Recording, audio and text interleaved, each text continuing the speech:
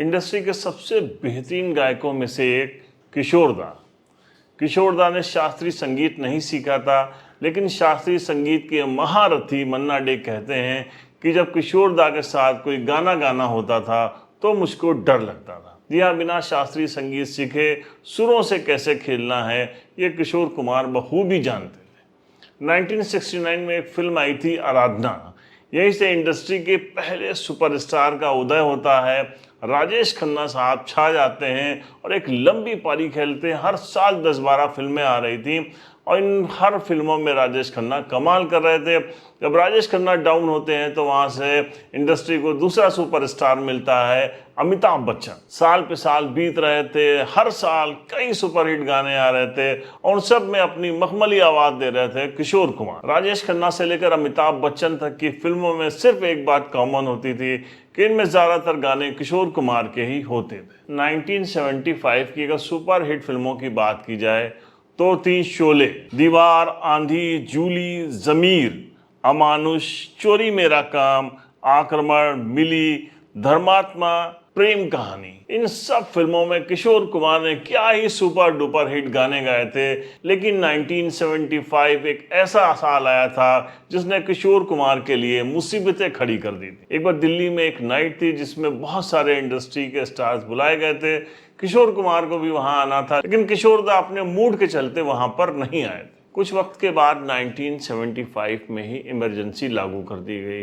Emergency के दौरान जब बहुत ज़्यादा विरोध हो रहा था तो उसी वक्त एक योजना बनाई गई कि सरकार के 20 सूत्री कार्यक्रम जो हैं, जो कि बहुत ज़्यादा अच्छे बताए जा रहे थे, उनका प्रचार प्रसार किया जाए जिससे लोगों के अंदर, आम लोगों के अंदर नाराज़गी कम हो जाए। इसके लिए किशोर कुमार को संदेशा भेजा गया। किशोर कुमार के बेटे अमित कुमार बताते हैं कि एक बार उनके पिताजी थे, अचानक एक फ़ोन आता है और ये फ़ोन किसी छोटे मोटे का नहीं था, बल्कि देश के सूचना एवं प्रसारण मंत्री विद्याचरण शुक्ल जी का था।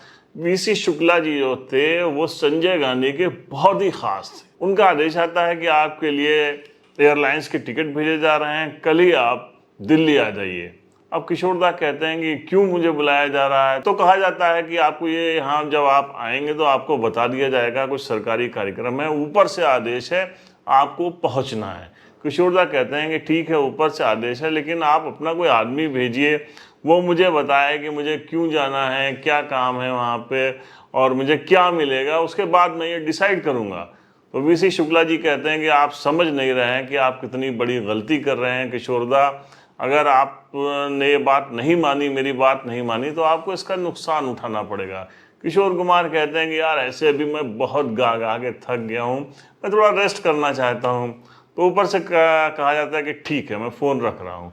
फ़ोन रख दिया जाता है। उसके बाद 2 ही घंटे के बाद एक आदेश जारी कर दिया जाता है कि अब आकाशवाणी के ऊपर, दूरदर्शन के ऊपर किशोर कुमार का गाया हुआ कोई भी गीत प्रसारित नहीं किया जाएगा, बैन कर दिया जाता है। अच्छा, वो ज़माना था जब रेडियो इतना ज़्यादा प्रचलित था कि कोई भी फिल्म का जो प्रमोशन होता था वो रेडियो के जरिए होता था। लोग रेडियो के पास बैठते थे, पूरे पूरे लोग इकट्ठे होते थे। जब उनको कुछ मनोरंजन चाहिए होता था तो उस वक्त लोग इकट्ठे होते थे। फिर रेडियो पे वो टाइमिंग फिक्स होती थी, जैसे बिना का गीत माला, ये ऐसे बहुत फौजी भाइयों के लिए कार्यक्रम होता था। उस वक्त लोग बैठते थे और इंतज़ार करते थे कि अब फला आएगा, कौन कौन से गाने टॉप पे हैं, किसने गाया है, किसके गाए हुए गाने चल रहे हैं या कौन सी फिल्म आ रही है और उसका कौन सा गाना आ रहा है। उसी रेडियो पे रिलीज होता था, प्रमोशन होता था।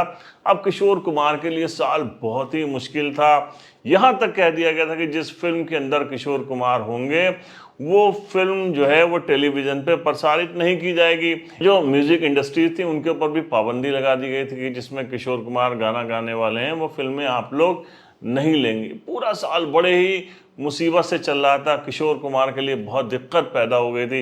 हालांकि इस साल किशोर कुमार ने क्या ही बड़ी बड़ी फिल्में ली थी, क्या ही शानदार गाने गाए थे, लेकिन अब लोग रेडियो पे नहीं सुन पा रहे थे। रिकॉर्डर बहुत ही लिमिटेड लोगों के पास होते थे, बहुत ही बड़े लोगों के पास होते थे, वरना लोग रेडियो पे ही गाने सुनते थे या टेलीविज़न के ऊपर चित्रहार वगैरह में देखते थे। लेकिन किशोर कुमार अब कहीं भी सुनाई नहीं पड़ रहे थे और ये वो दौर था जब ही वाज रोलिंग, मतलब इंडस्ट्री पर राज कर रहे थे। उस वक्त उनके साथ ऐसा हुआ था। धीरे धीरे साल बीतता गया। 1976 जब आया तो किशोर कुमार के लिए कुछ और मुसीबतें भी खड़ी हो चुकी थी, क्योंकि इधर जो है रफ़ी साहब भी कई सालों से नहीं गा रहे थे। हज करने के बाद 72-73 में उन्होंने गाना छोड़ दिया था, कम कर दिया था।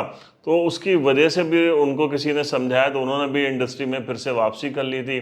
76 में मुकेश साहब भी एक बार फिर कम बैक किया था उन्होंने, बहुत ज़बरदस्त तरीके से।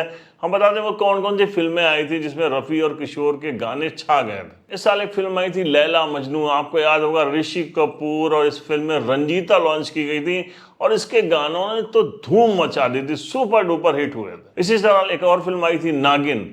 नागिन फिल्म का भी गाना बहुत ही ज्यादा पसंद किया गया था, इसमें रफ़ी साहब की आवाज। दरमियान की फिल्म आती है चरस। चरस का गाना है तो आपको याद ही है कि क्या खूबसूरत गाने थे और इन गानों ने भी धूम मचाई थी। लेकिन इसी साल एक और फिल्म रिलीज हुई थी, फिल्म का नाम था कभी कभी। साहिल लुधियानवी ने जो फिलॉसफी की थी, जो गाने इसमें लिखे थे, और उसके बाद मुकेश साहब की बेहद खूबसूरत आवाज़ थी, कभी कभी मेरे दिल में ख्याल आता है, मैं पल दो पल का शायर। तो ये साल भी बहुत बुरा गुजर रहा था। एक तो किशोर कुमार को उस लेवल के फिल्में नहीं मिली थी 76 में, और उनके गाने उतने ज़्यादा हिट नहीं हुए थे। दूसरा, उनके गानों पे बैन लगा हुआ था।